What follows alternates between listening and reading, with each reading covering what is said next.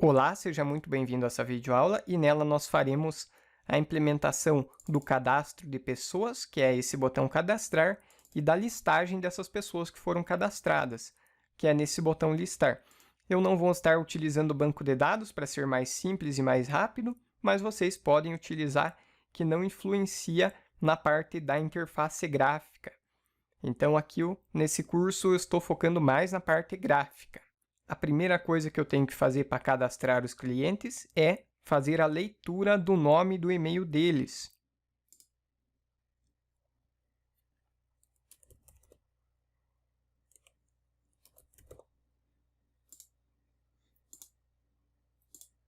De acordo com como eles vão estar passando aqui, o nome e o e-mail.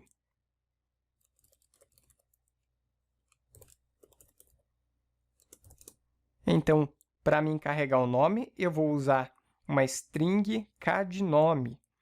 E para ser mais fácil, já posso utilizar esse trecho de código que está aqui. Eu não vou utilizar nome e e-mail, porque eu já tenho nomes parecidos aqui para as variáveis, então eu vou utilizar o cadnome e o cademail para que fique diferente. E eu vou utilizar GTK-Entry getText e GTK-Builder getObject. Passo o builder e passo o meu cadnome. Eu posso copiar essa linha de código e repetir ela para o e-mail.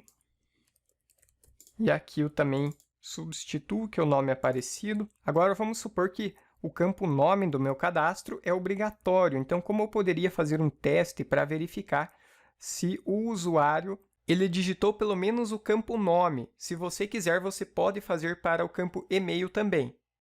Então, eu vou fazer um if e vou utilizar a função strcmp para comparar strings. E se o meu cadnome ele estiver vazio, então eu posso fazer o quê? Posso utilizar a minha função de mensagem e passar uma mensagem de aviso. Então, o primeiro texto vai ser um aviso. E aqui eu posso escrever campo nome obrigatório. Posso colocar entre aspas simples. E o meu ícone eu posso utilizar o dialog error mesmo que vocês já conhecem.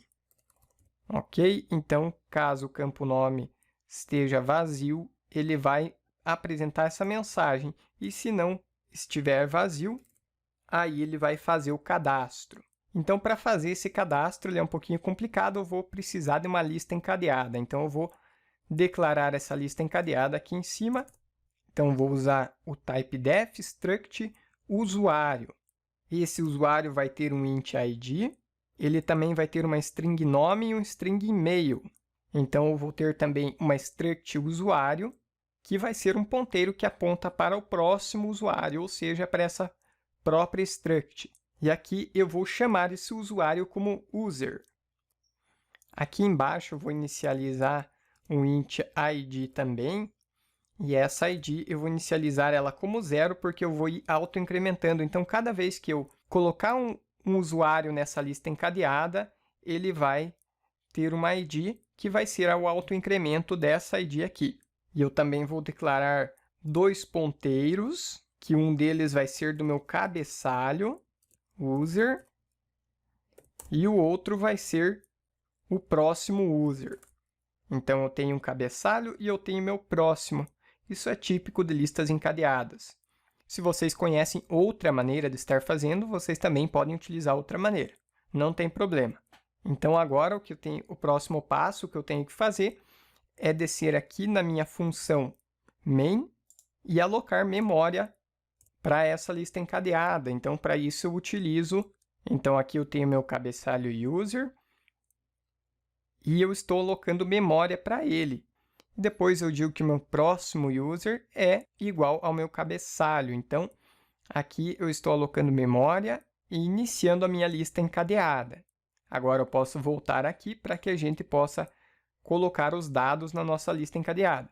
Então, próximo user, e dentro da minha id, eu vou colocar o quê? A minha id mais 1.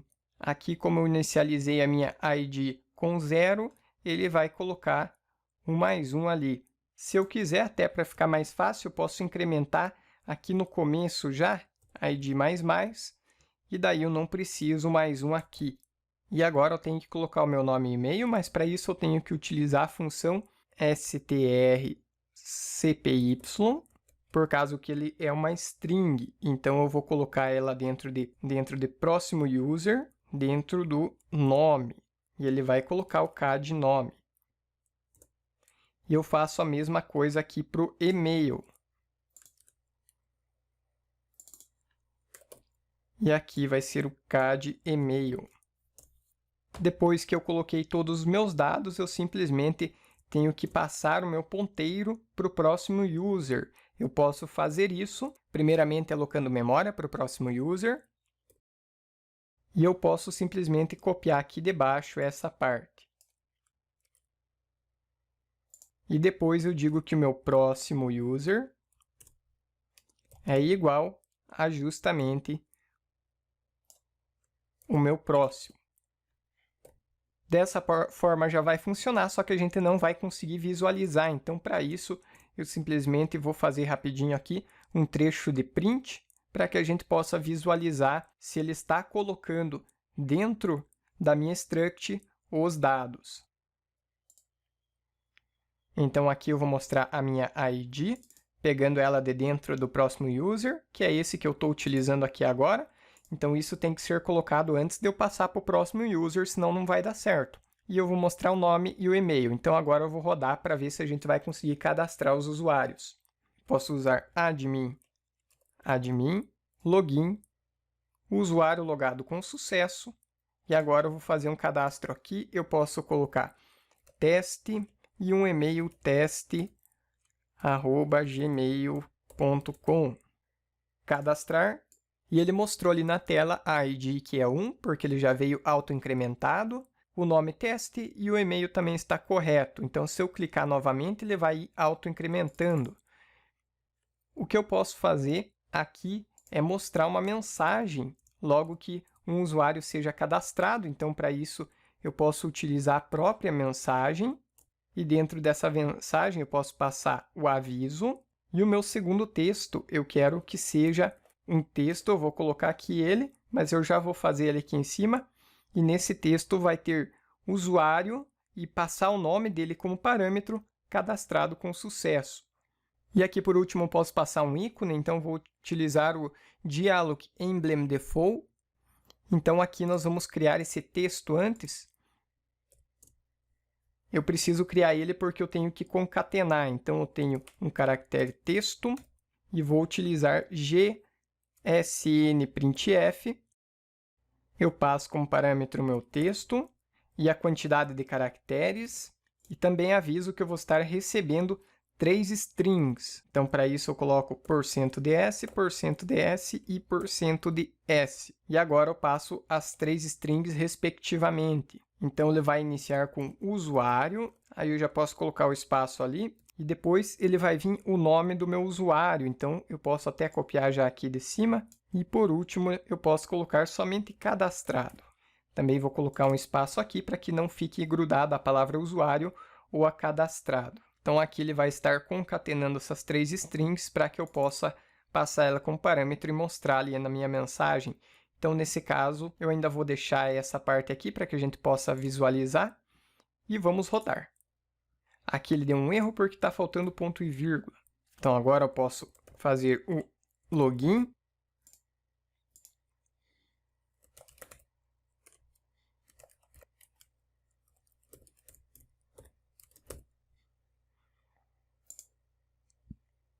Agora eu tenho a minha mensagem então de aviso, usuário, teste cadastrado. E eu posso dar um OK.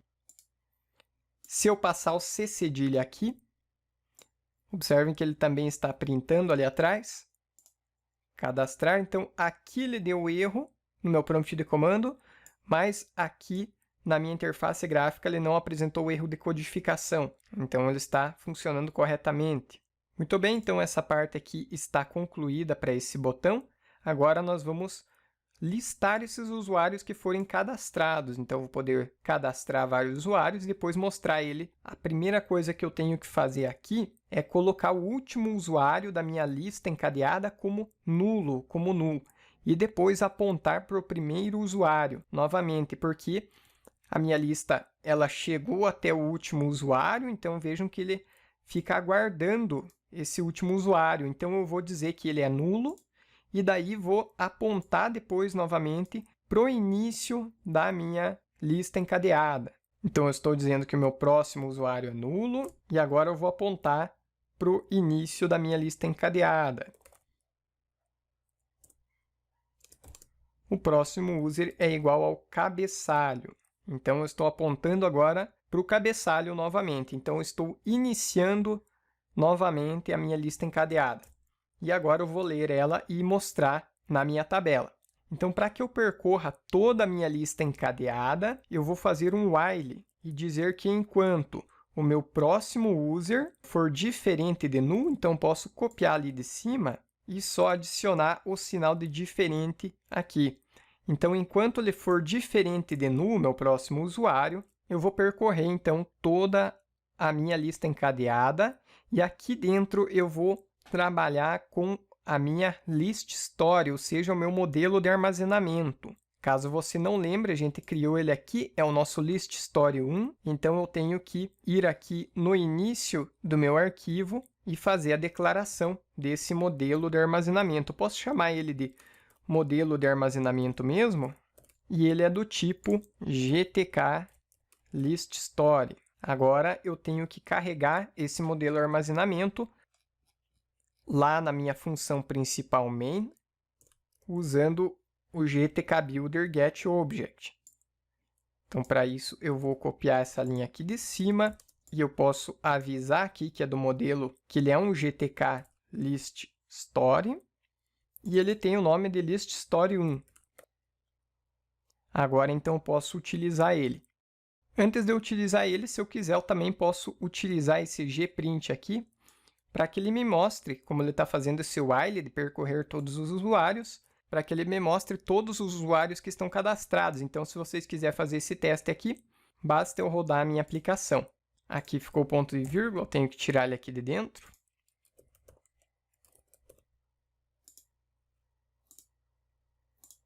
Cadastrar, eu vou cadastrar 2 usuários. Então, aqui eu recebi o aviso que o usuário João foi cadastrado. Ali vejam que ele dá erro no ACOUNTIL, mas no meu aviso, na minha mensagem de aviso, não deu erro. Cadastrar Maria, cadastrar, usuário Maria cadastrado, cadastrar mais um aqui, cadastrar, usuário José cadastrado. Ok? Se eu voltar agora e clicar aqui no listar e clicar aqui no botão de listar, ele está rodando sem parar. Então, eu vou encerrar a minha aplicação, fechar o programa. Então, teve algum erro aqui. Então, é porque ficou faltando eu passar para o próximo usuário. Ele ficou pegando sempre o primeiro usuário. Então, por isso, sempre a ID estava 1. Então, como eu estou numa lista encadeada, eu tenho que sempre passar para o próximo usuário. Para fazer isso, eu posso copiar esse código ali de cima e colar ele aqui, que agora vai dar certo. Então, eu vou rodar.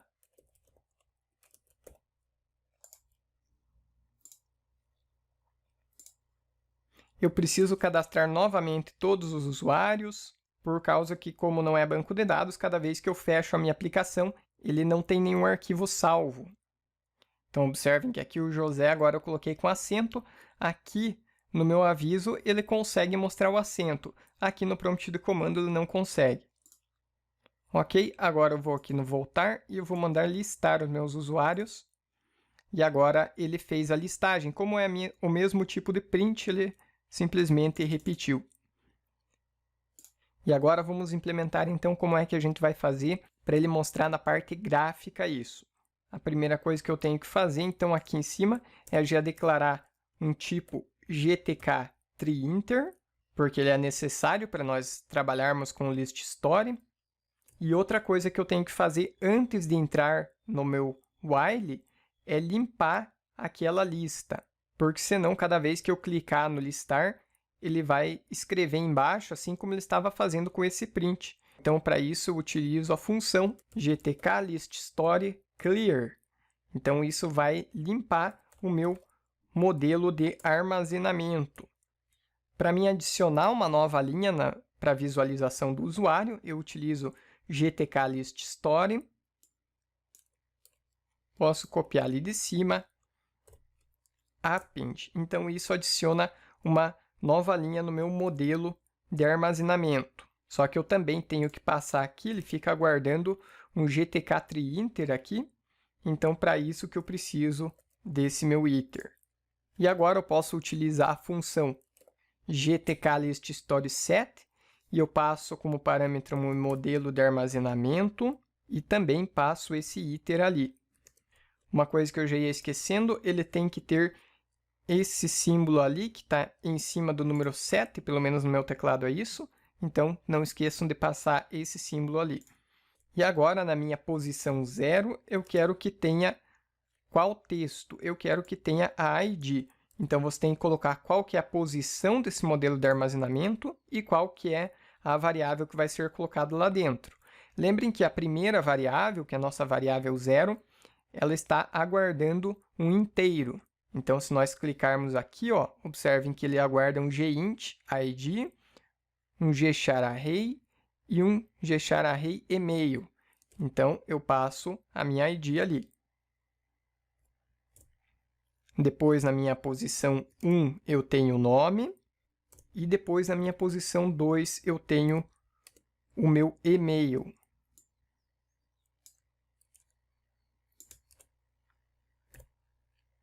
E por último, obrigatoriamente, eu sempre tenho que passar o -1 também. Então, é dessa forma que nós colocamos dados no gtk_list_story. Essa mesma forma aqui serve caso você tenha, por exemplo, data frames. Então, você vai colocar qual que é a posição e qual que é o dado do seu data frame que vai naquela coluna. Então, o que vocês têm que cuidar é na hora de especificar aqui os tipos das colunas. Então, tem que ser passado exatamente dessa mesma forma do tipo da coluna. O nome não interessa tanto, mas o tipo sim. E agora, então, se nós tentarmos rodar para ver o que vai acontecer, eu tive um erro aqui, que ficou faltando uma vírgula. E agora, admin, login, usuário logado com sucesso, cadastrar. E eu vou cadastrar os mesmos usuários de antes. Usuário João cadastrado, ali não reconheceu novamente. Ok, então agora nós vamos listar esses usuários que foram cadastrados. Se eu clicar agora aqui no listar, observem que ele mostrou aqui e não deu os erros que apresentou aqui no prompt de comando. Ele não deu os erros de codificação.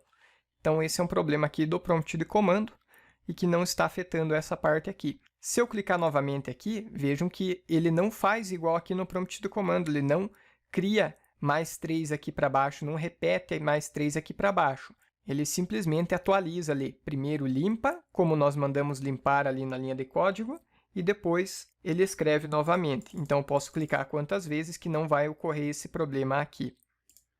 Se eu voltar e cadastrar mais uma pessoa, cadastrar, Edson cadastrado, voltar, e eu vier aqui no listar e clicar, ó, ele aparece aqui, o autoincremento está funcionando, e aqui também está funcionando. E eu posso sair, e se eu logar novamente e mandar listar, vejam que ele ainda está ali a lista. Se quiser, dá para mandar limpar quando eu clico no voltar, quando é só copiar a linha de código do clean. Então, e se vocês fizerem um teste comentando essa linha, vocês vão ver que vai dar aquele problema. Então, sempre você tem que limpar a tabela antes de mostrar ela novamente. Esses prints depois vocês podem excluir, não são necessários. E assim nós encerramos esse exemplo dessa aplicação. Obrigado pela sua atenção e até a próxima videoaula.